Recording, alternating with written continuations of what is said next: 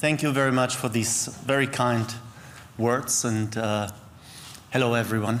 Thank you for inviting me, for being here. It's really a pleasure. Katrin mentioned the digital twin. Well, the digital twin discussions was actually Katrin and me who've upheld those for many years in the Human Brain Project, asking questions actually when we start putting data and models together in a mutual framework, how far can we push it?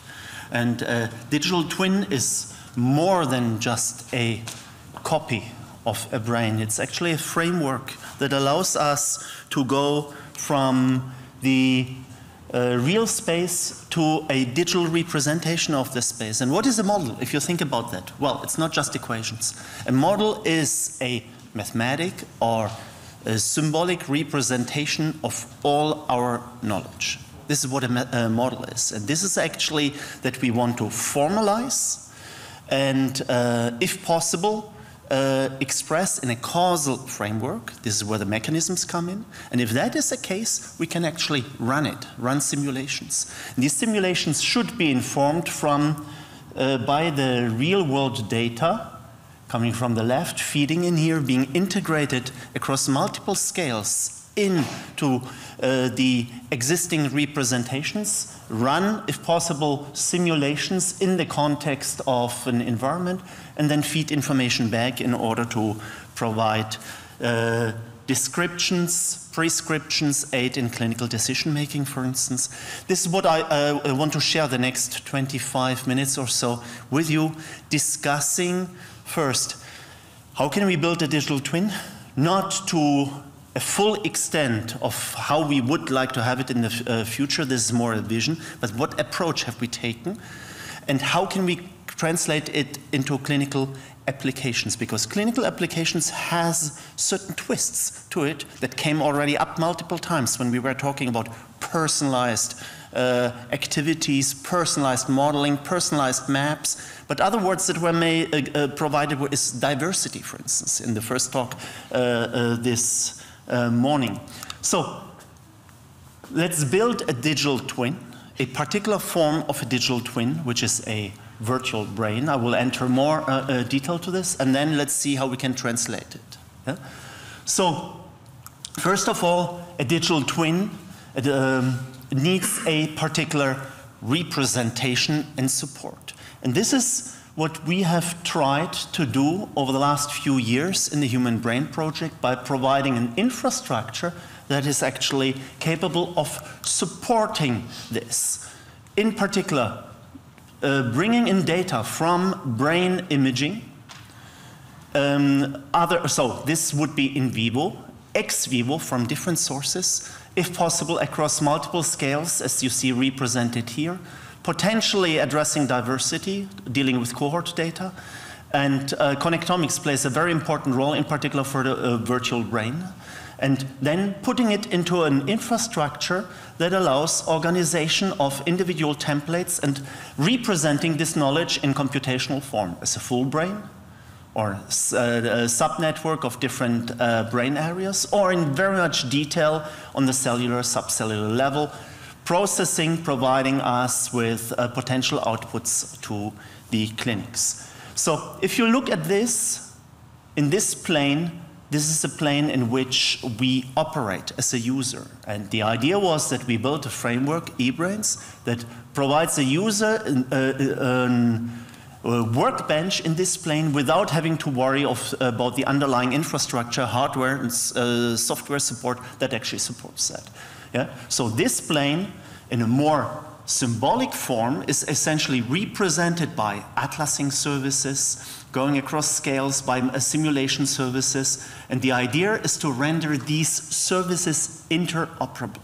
Not just bivariate services, bivariate interoperability, yeah, but multivariate. So you can actually come and build your individualized workflow within the system. And in eBrains, this plane, when you start decomposing it, You have representations of data and knowledge, where the knowledge graph helps us to navigate through the system, operating FAIR principles. Atlases, multiple atlases across different scales and species, allowing us to have a brain reference that then maps the data onto simulations across multiple scale, from subcellular, cellular, all the way to the full brain network, allowing to map it onto technologies and medical data analytics. This was the vision. And it is still the vision that we wish to move forward. So at the center, so we are using this platform, and what I want to demonstrate here today is a particular form of workflow that guides us, allows us to move through this platform. At its core is you need an anchoring, a brain reference space. Yeah? The atlas, so in this case the Jülich Brain Atlas, but there are other atlases, data often represented in other atlases, so very importantly you need also mappings from one atlas to another one, but at the core should be a multi-scale atlas, yeah, where the individual data can be represented in a holistic form, so systematically with the appropriate relationships, millimeter, centimeter, all the way down to the micrometer level, where it allows actually to accommodate the different data sets across the modalities. And they range from the cellular, subcellular data all the way to the functional, so temporally resolved data sets. And this is a picture from Timo. Where's Timo, by the way? Yeah, Timo. I always wish to see a third axis here that actually maps the model parameters, allowing actually to make a mapping of the distributions that we have here onto individual model parameters, because that is an additional separate dimension that then helps us to interoperably navigate in this particular space. Yeah? So models. The models that we use and that actually have been developed to a large degree in the Human Brain Project are multi-scale, and in the approach using the virtual brain, what we actually need are representations on a macroscopic level, where these models are actually representing multiple square centimeters of tissue activity, neural activity.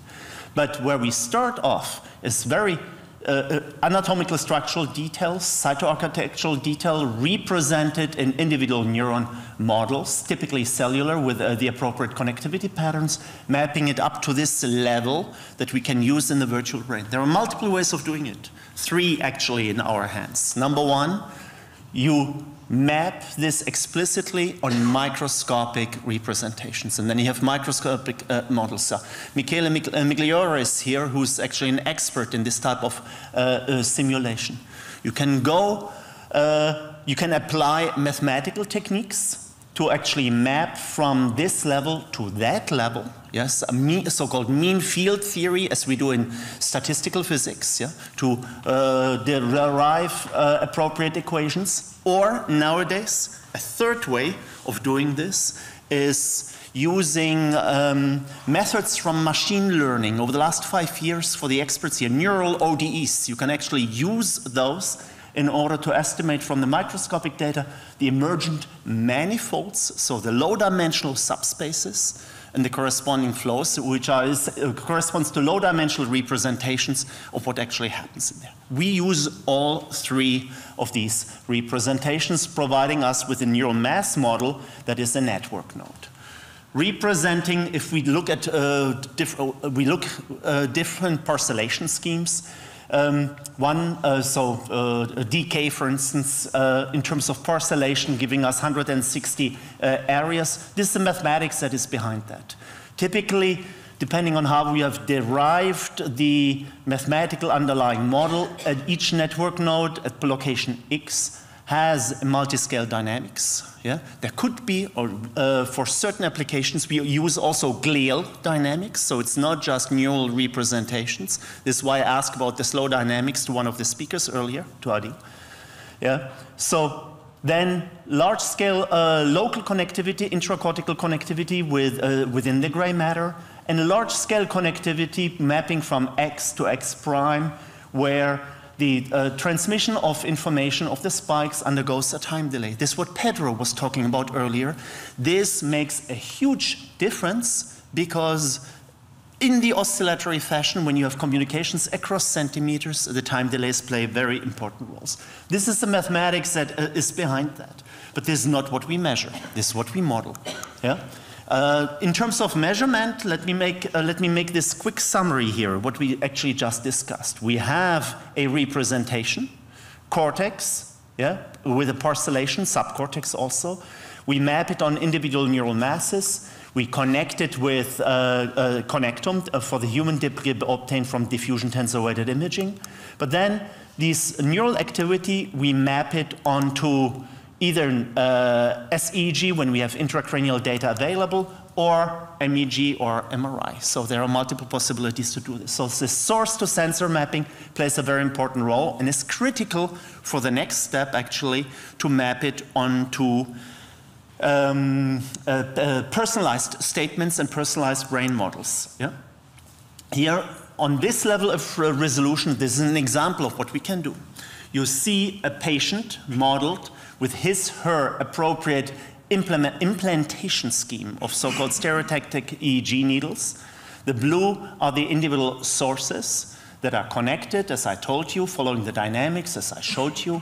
And the parameters have been set such that this patient has an epileptogenic zone and undergoes a seizure that has a beginning, a non-stationary behavior, and an end, seizure offset. These are simulated data as measured by the individual electrodes. The energy in each electrode is represented here by the red balls or spheres that are showing this as the activity evolves. This is what we can do on this level of resolution to this quality of representation and reproduction. It's not good enough. Yeah? There are many reasons why we have to go further. When we look at this, 160 parcels, yeah, provides you with an average of 16 square centimeters, average size. This is almost half of something like that. Yeah? So this is huge. Yeah? So we need to go to much higher resolutions in order to actually be representative of the dynamics, but also build proper, appropriate patient brain models. So we are actually increasing the resolution by a factor of 1,000, which gets us to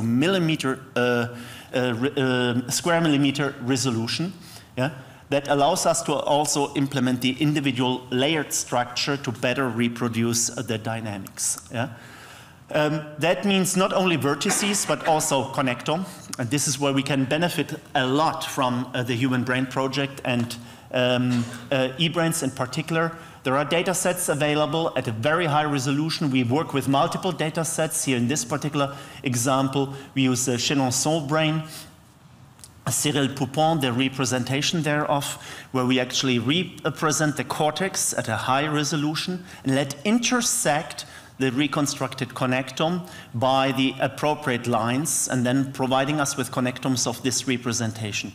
In one hemisphere, second hemisphere, intrahemispheric, interhemispheric, cerebellum, and subcortical areas. Yeah? So this is a starting point, and that allows us actually to go further. The gentleman that spoke about HippoMap, yeah? Jordan de something. Yeah, very good, thank you. This is actually, we looked up one of your papers, yeah? Where you can actually go through, from the cortex in the hippocampus and reconstruct beautifully the individual foldings, as you see here. We happen to map it then on the sphere because we wanted to have a full brain representation. Yeah? And that's what we did, and this follows a little bit the representations, also your color codes of the individual regions of the hippocampus in this sequence. It allows us at a high resolution actually to perform this type of simulations. There's now a simulation of the entire cortex, but highlighting actually the hippocampal areas. Again, epileptogenesis, formation, yeah? Traveling waves emerge, start propagating, organizing themselves in classic translationally propagating waves coming from a standing wave to a propagation with quite some heterogeneity here. Kathy Chevon has observed this in microarray data in the human. And this propagation seems to be a very stable and very classic phenomenon on this level of organization, and then slows down and stops. This type of front, traveling wave front, she referred to as the inhibitory veto that then actually results in the seizure termination. So this comes out very naturally from this type of representation and cannot be done in individual masses. Another approach is essentially you can go in individual regions of interest that you're interested in particular, and actually represent it through cellular simulations, and then start using NEST. And the virtual brain then for the remainder of the cortex and potentially subcortical areas. Yeah? And this is some work that has been done in collaboration with Michele and Egidio D'Angelo. The data come from Javier de Felipe, who has actually reconstructed the cell bodies and the arborization of using electron microscopy of every single neuron in the CA1 region of the human hippocampal network, and then reconstructed it in three-dimensional physical space. And you can actually compute the probability clouds for overlap to compute synaptic connections, yeah? And build systematically the network. So this is a probabilistic approach that allows you to perform simulations, yeah, in detail on the one hand side with where you can actually embed this in a large-scale network like the virtual brain, or alternatively you run it in simulation. And these are simulations coming from Michele's lab, where you see it essentially on the right simulated with TVB input, and on the left without that, and here you see the formation. But these are discharges of individual neurons now, or this beautiful formation of the individual of traveling waves across the CA1 region. Yeah? So this is what can be done in principle, systematically building up a digital twin representation. If you're interested on the macroscopic level, we refer to this as a virtual brain of a particular subject. So how can we make use of this to run it into applications that are useful for clinics, for clinical decision making? Is the resolution at this level of organization good enough in order to make any sense? Yeah? The approach that we have developed for multiple diseases, but epilepsy has been our locomotive essentially, is the following. Again, digital twin, real world, digital representation thereof. And this is what we just discussed, the jump or the drive from using real-world data into a mathematical representation, symbolic representation, to some degree multi-scale, but mostly macroscopically driven. This is what we refer to as the virtual brain twin. We can run it, simulate it independently, so autonomously, use it as an in silico platform. That's what I showed you earlier. Yeah? But the question of personalization plays a very important role. Here we have a first step, individual connectome. And there have been many studies that demonstrate actually the increased predictive power of the individual connectome nowadays. Yeah? To take the patient's geometry, the cortical geometry into account, the patient's implantation, for instance. Yeah? However, there is a second step that can be taken essentially by performing inference of parameters when you can feed in functional data, fMRI, EEG, MEG, SEG, and actually better specify this. And this will be disease specific. In epilepsy, we search for the epileptogenic zone. In pharmaceutically, or in drug-resistant patients, this is actually the target for resective surgery. In Alzheimer's disease, we'd like to understand in the limbic system the progression of the Braak and Braak stages, yeah, and perform stratification of patients. In multiple sclerosis, it's more the connectivity. The lesions are today our best predictor, actually, for the load, is the clinical symptom load, but this is actually not sufficient. Yeah, it's about 40% of correlation. We can do better if we look at individual tracks. Yeah? So this has been work by Pierpaolo Sorrentino that has demonstrated this. So we can build this type of masks, allowing us to use an inference framework where we actually improve the digital twin and really personalize it. And this is actually at the heart of some of the discussions we had. Katrin, this morning, yeah, you were talking about, we have only one big brain, it comes from one brain. How can we actually make it patient-specific for another, if possible, not that person, but really apply to clinical applications? Do we run into a dead end here? And what was it? Carney Stephenson, yeah? He talked about diversity as an entry point, yeah? So individuality matters. And what we can actually, Mesam has actually demonstrated that the following we can do. We can actually take a high-resolution brain atlas. We can take the big brain at high resolution, even if it's not individual, and use the individual patient's data, like the patient's connectome, as a prior in an inference process that helps us then to actually improve the predictive power. So it's the inference as a prior, the patient's data, at low resolution, driving the inference and setting the parameters in a high-resolution template. And this works. Yeah? And this is essentially when we look at the example of epilepsy, and the remainder of the time I actually like to talk about epilepsy and show you an application thereof. In this case of epilepsy, we have the patient data, SEG recordings, and through the inference, actually, we are further personalizing the brain model in order to make statements about, in this particular case, where is the epileptogenic zone of the patient. And there are so many open questions that are disease-specific. For instance, in here, what is a good data feature that drives the inference, that renders identifiable the causal hypothesis that is implemented actually in the digital twin model? In our hands, so we use inference, more about this on the 2 slides from here, but the data feature that we have chosen, we have tried many, but what we use is actually the envelope function. Here you see a seizure. Seizure onset here, pre-ictal activity, seizure onset, small amplitude, very fast discharges, starts evolving, and then slowing down, showing a spike wave complex to the end, and then stop. The wave spectrogram over time is plotted here. It's the same seizure. So seizure onset corresponds to this particular area here.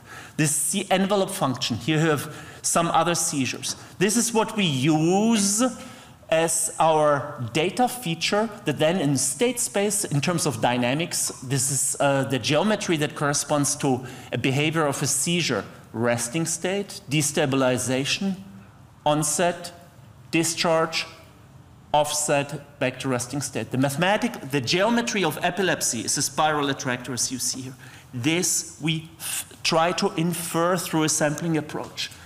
And sampling, just for the experts, a few words, what we do is Hamiltonian Monte Carlo or SBI, simulation-based inference. That allows us actually to estimate heat maps of epileptogenicity in the human, which is essentially a probability distribution function that you see represented here that may be multimodal. And that's very important for the subject. Please recognize this is a post-surgical MRI. This was our estimation. You see this black spot here, this post-surgical. So the tissue has been removed.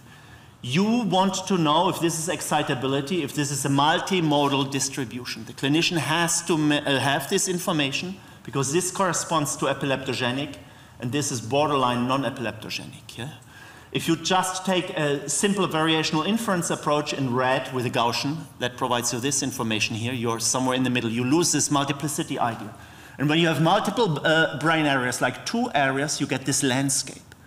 Yeah? So of maxima. So sophistication is not optional in this type of case. So we need big data, we need big brain approaches that allow us to do this type of work here. So 2 examples. This is the example I just showed you. Overlaid estimation, heat map of epileptogenicity, post-surgical MRI, for a case where it corresponded, for a case where it did not correspond in terms of patients. Yeah? There are individual use cases that I that we have. Yeah? So these are two representations. If you do statistics retrospectively, you can either compare the statistics of the estimation of the epileptogenic zone, so the target for resective surgery, against clinical hypothesis. And there are multiple quantifiers you can use. Here you have, I think it's precision. This precision for cases that have been operated with success, so seizure-free patients, and non-seizure-free patients. And here, precision, this is a comparison, the correspondence of clinical hypothesis to the estimation that comes from the virtual brain. Yeah? You can do better. You can compare it against post-surgical MRI. There we don't have that many. Yeah? But precision, clinical hypothesis, VP, virtual epileptic patient, very good actually, and look how it drops down for not seizure-free patients. So there is a relationship, a correlation between surgery success and correspondence to what is coming out of the virtual epileptic patient approach. Does high resolution matter? Yeah? For the same patients, actually, a few, they had quite some atrophies. We were able to reconstruct only 14 out of this 25. But same story, precision recall in this particular case, for low resolution virtual brains and high resolution, so the virtual big brain for neural fields. Look at these two, precision in particular. Here we are about 50, 60%. And it goes up a lot into these, approaching 1 for the seizure-free, and dropping down for the not seizure-free. So there seems to be a predictive value. Yeah? Where is that coming from? Yeah? And for this, I'd like to actually reconstruct the individual steps. Blake, are you still here? Blake Richards. This is the part that I put in for you. Yeah? So what do? Yeah? As a clinician, you, based on the clinical history, EEG, yeah? MRI, lesion, positive, negative. Yeah? You make a decision of an implantation. Yeah? Patient. Yeah? Then you measure the SEEG data with a few quantifiers, but very often by visual inspection and interpretation. You estimate the epileptogenic zone. This is something what you get. What we do with the virtual brain approach is, based on structural data and all the other information we have, we built a full brain network model, yeah, capturing the entire brain network. But then, the way we drive it in this digital twin loop I showed you, we are informing, in engineering we call this partial sampling. We are informing the network only partially, because we don't have any other data, yeah? But because of the mathematical representation of the best of our knowledge, connectivity, we'll still be able to make statements about what is happening here. And when you do this systematically, taking this approach, we are actually able to identify epileptogenic zones that are outside of the visibly accessible zone for the clinician. Yeah? Is there a reality to it? Actually, yes. When you go to the 25 patients I just showed you, and now start investigating this year's false discovery rate. Clinical hypothesis, seizure-free, not seizure-free. Go to the virtual brain twin. We are talking false discovery rate, seizure-free, so small number is good. Not seizure-free, it jumps up enormously. And when you look in particular at the individual areas that are located in here, 30%, so 29% of all cases fall into the category where the virtual brain twin has identified areas that are not accessible by the SEEG, so this information is not available to the clinician. So why I pointed at Blake, we had discussions before. There are predictive models when you take in deep learning. You want to extract the statistical structure that is in the data, but you can essentially extract only what is in the data. You cannot make a statement outside of the space that is being sampled by the data. For this, you need additional approaches through mechanistic modeling. We are running a clinical trial that has actually just finished. In June, we finished a patient inclusion. 13 centers in France, 400 patients, almost 400 patients, data being recorded. Patients undergoing surgery, data being centralized in a database in Lyon, sent to Marseille, where we're actually going through a virtualization of every single patient, estimating the epileptogenic zone, and then sending the information back to the staff for individual decision-making of the patients. This is where we are. So 4 years it ran. We are here. In June, we finished patient inclusion, so we had 356 patients. We are almost done with the randomization, so we are, and then the virtualization. 160 reports have been sent out, of which a small part was the control. So half of the patient benefits the information from the virtual brain, the other does not. And 178 surgeries have been performed. We have to wait 1 year after the surgery, and then the data be analyzed. So we don't have the so 1 year after the surgery in order to deem whether a patient is seizure-free or not. Yeah, that is the criteria. So this is where we are, and that's what I wanted to share with you.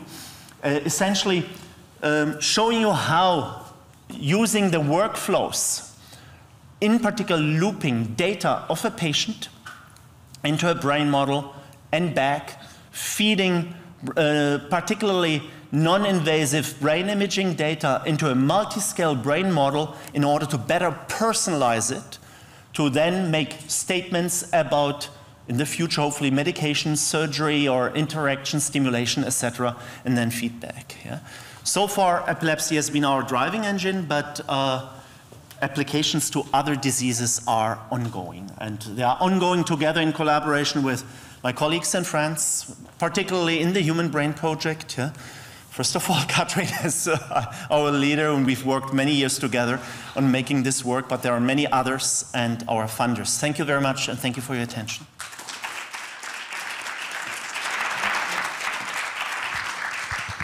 Thank you, Viktor. Excellent. Any questions you would like to address? Yeah, please. Lovely stuff, Viktor, especially that last part about the clinical trial translation. I'm just wondering, are you just using imaging information here, or are you also incorporating behavioral information and potentially genetic information in the long run? No, in the vision. Mm-hmm. So in the clinical trial, we do not. In the vision, we hope to, because we have essentially the capacity to introduce this information in the inference part, actually. Behavioral information, multi-scale information, genetic information. We can actually introduce this information as priors. We were struggling with that because I thought it would not be impossible. It would be impossible because we don't have a mechanistic representation thereof. Either we have a mechanistic representation of how it works and scales up, then wonderful, then it's straightforward. If we do not, we can use machine learning and introduce it as additional information in order to narrow it down, have the network, in this case the inference, learn how to take advantage of this and narrow it down to have a better prediction. Yeah? We have proof of concept in one case in which this works actually very well. Yeah? And in this case it was behavioral information. Yeah? But early times, not going beyond proof of concept and idea stage. Yeah. But it's part of the vision. Thanks, Viktor. Please. Well, thank you for the great talk. Do you foresee the usability of incorporating models at a greater level of detail in the frame of what? Sorry? Of models at a greater level of detail in the framework of the virtual brain? Yeah. Thinking like, you know, having explicit morphologies, going down to synapses, ion channels. What's your thoughts about this? Yeah, this is part of the vision. This is why I started large, actually, digital twin, and reduced it to virtual brain. Virtual brain twin is what we do today and is operational today. Yeah, what is ongoing. Yeah? Together with some of our colleagues, we received a grant actually in order to introduce for 4 years in the context of psychiatry and schizophrenia, in order to introduce more details to inform the multi-scale part better. However, it's a multi-scale representation to inform the macroscopic level. So this is what is ongoing. I think what you have in mind is more detailed digital twins with multiple scales that have better representations thereof. This is what we hope to do in eBrains. And Michele is here. We have other colleagues such as at GDO, where we want to have individual models for different scales, on the microcircuit scale, on the multi-region scale, and if everything goes well, Katri, with eBrains, then we will provide model templates, yeah, as templates that you as a user can start as can use as a starting point for individual modeling. So like a standard model. We refer to this as standard models that have different levels of granularity. And the idea is to enhance those for the next level of questions you want to ask. Thank you. Thanks for a fascinating talk. So my question actually relates slightly to the last one, which is I'm curious to know if, so if your vision includes heading towards ever more detailed models, ever finer scale, how do you intend to overcome the limitations of Markov chain Monte Carlo? Like, fundamentally, it doesn't scale well. And this is the problem that you're going to face as you try to move towards any hyper-dimensional system where you've got really big numbers of dimensions that you're trying to fit to individual patients. It strikes me that at some point you're going to have to abandon that approach if you want to go down to a finer level of resolution. I agree. And the one does not negate the others. Yeah? You saw how I was talking. I was saying for some aspects we can build very detailed representations, but for others you can actually estimate across the scales because you run into this dimensional explosion. So we have tried with HMC in particular, Hamiltonian Monte Carlo. It's an approach, it's a technology, it's a tool that I really like because it's not just fitting of the posterior probability. It's a tool for exploration, the inference. You use different seed points to start the sampling. You learn a lot about the system that you look at and the structure that is in the data. It's impossible to use it in any clinical application. It's much too complicated and it's often not robust. You need to know exactly what you're looking for. You need to know where inference fails, etc. These aspects. So I'm not saying the only path in this direction to vision for a digital twin is adding more detail, and then you end up with a complete multi-scale model. I don't think this is a viable path. It does not mean we cannot build individual microcircuit structure or subsections in much detail.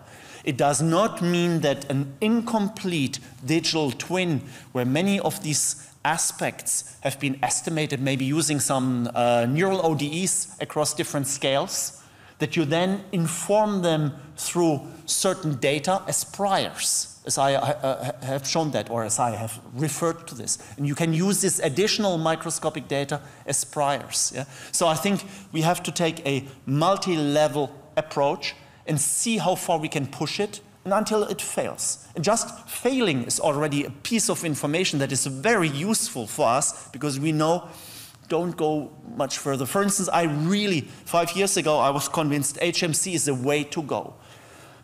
Today, I'm saying SBI is the way to go if you want to go further to digital applications. It's much more robust and it can actually evolve because you can add more summary statistics, improve it, etc. But this flexibility we need. It's this interplay between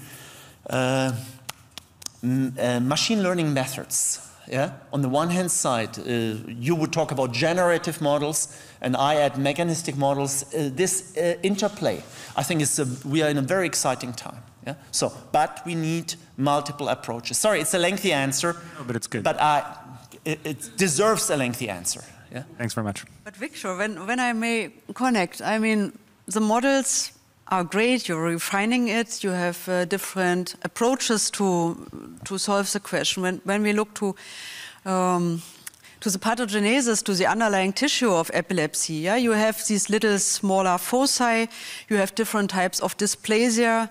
At the end, I mean, a seizure happens, but the way how the tissue is changed is, of course, very different in your different patients. And when you speak about that higher spatial resolution contributes to a better outcome, then of course you are also going to a certain step where this spatial resolution at the patient's level also becomes more and more relevant in the way how you, I don't know, describe how the traveling waves are distributed. So are they distributing in a rather isotropic way? Do they respect any borders? Are they being changed when you have little foci of tissue that is changed? Can you also comment on this neuropathology and how you see here a benefit for your model to be better? Thank you for the question. This hippocampal simulation I actually put in for you because you see actually lots of heterogeneity. Yeah?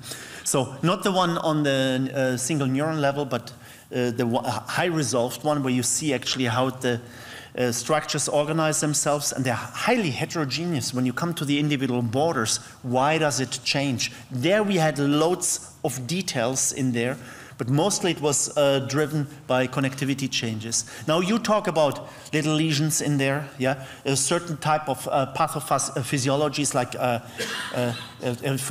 small functionally discharging lesion. These details matter a lot when you look at the details of the organization of the seizure propagation and how it stops in particular.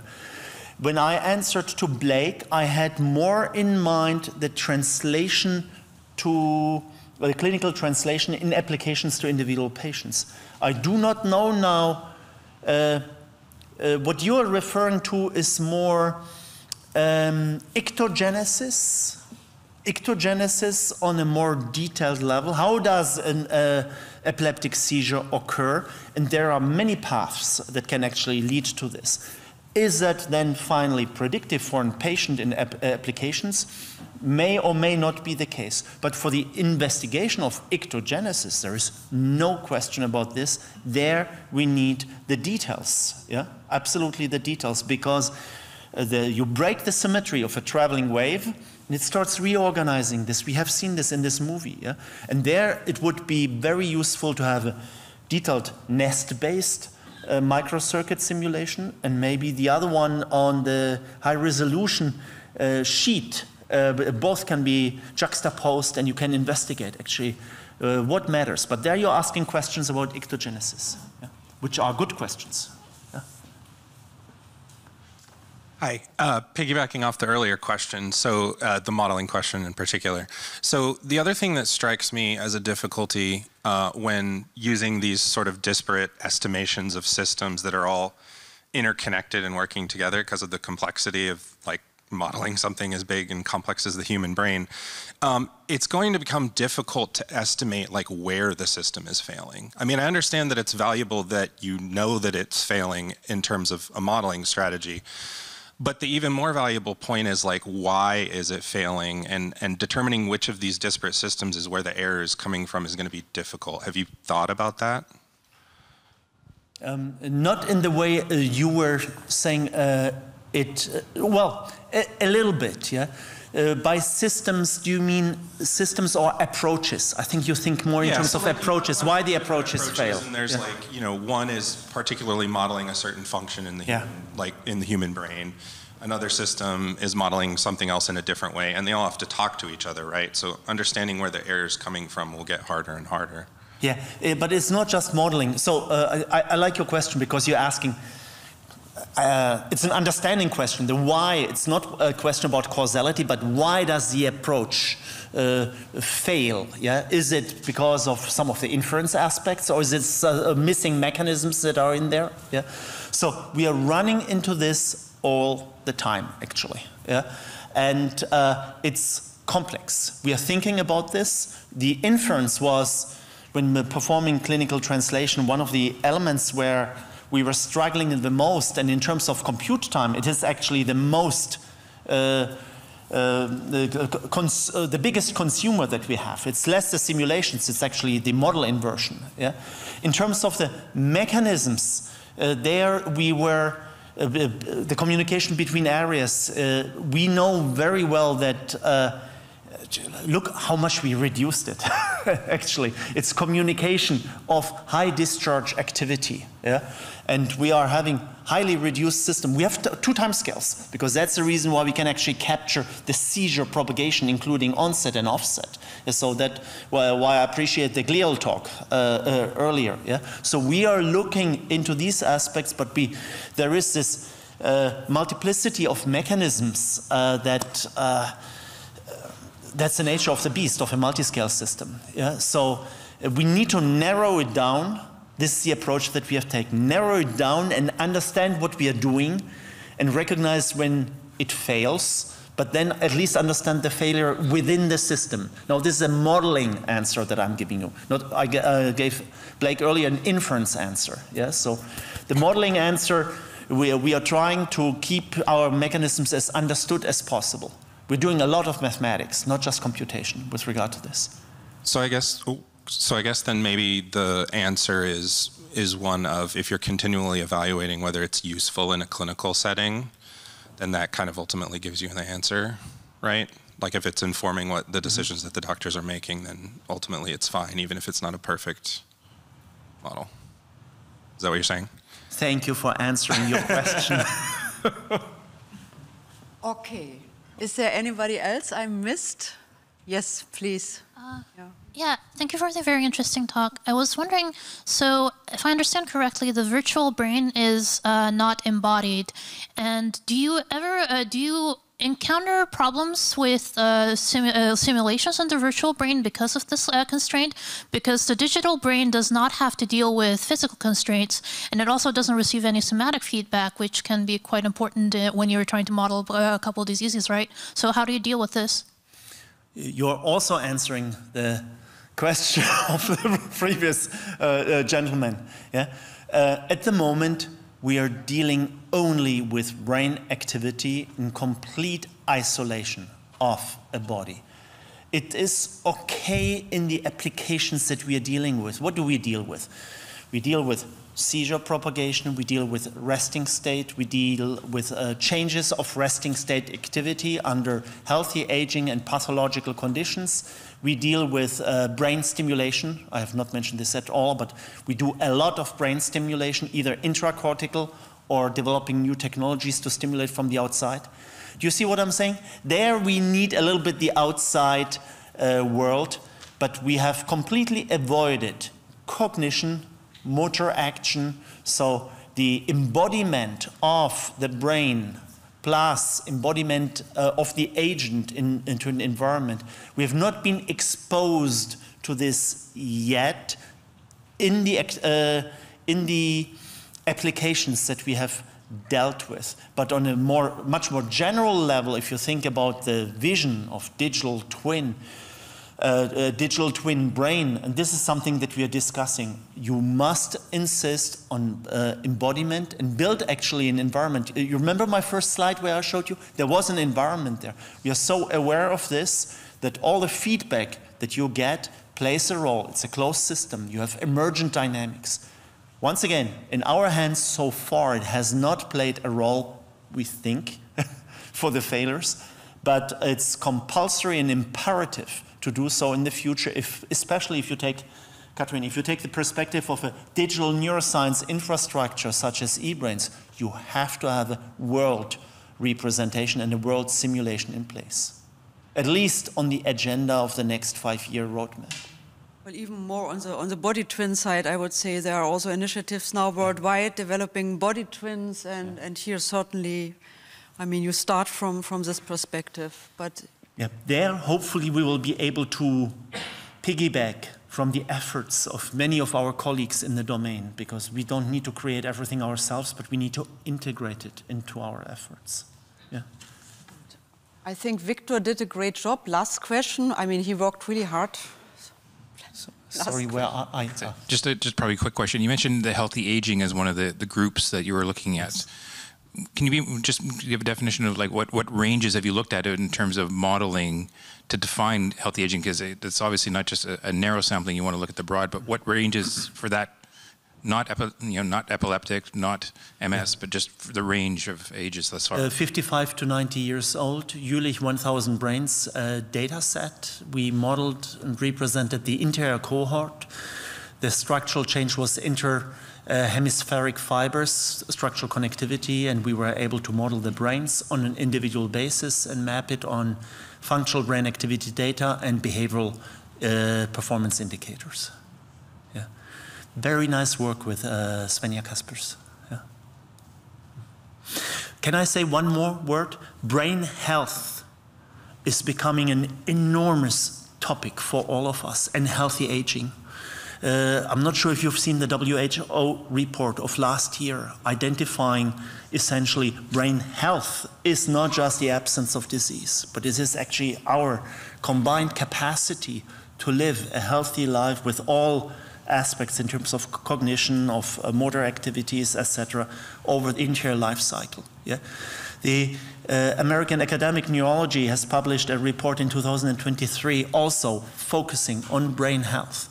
In absence of many curative approaches in brain medicine, we have to understand healthy aging better. It is a priority for our society, yeah?